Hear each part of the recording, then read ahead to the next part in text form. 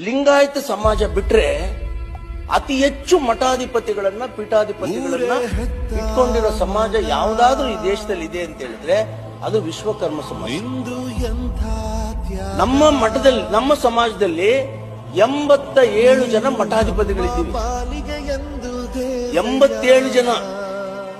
ಆ 87 ಜನನು ಕೂಡ ಧಾರ್ಮಿಕ ನಿಯಮಗಳಲ್ಲಿ ಬಹಳ ಕಠಿಣವಾದಂತ ಕೆಲಸ ಮಾಡ್ತಾರೆ. ಇವತ್ತು ನೋಡ್ತಾರೆ ಆ ಪಾಲನೆ ಅವ್ರು ಬಹಳ ಶಿಸ್ತುಬದ್ಧವಾಗಿ 87 ಜನ ಸ್ವಾಮೀಜಿಗಳು ಮಾಡ್ತಾರೆ.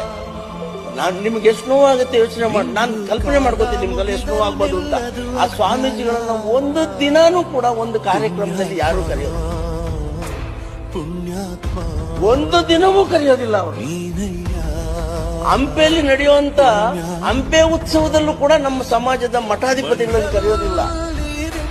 ಇದಕ್ಕೆ ಕಾರಣ ಏನಂತ ಹೇಳಿದ್ರೆ ರಾಜಕೀಯದ ಪ್ರಜ್ಞೆ ನಮ್ಮಂತ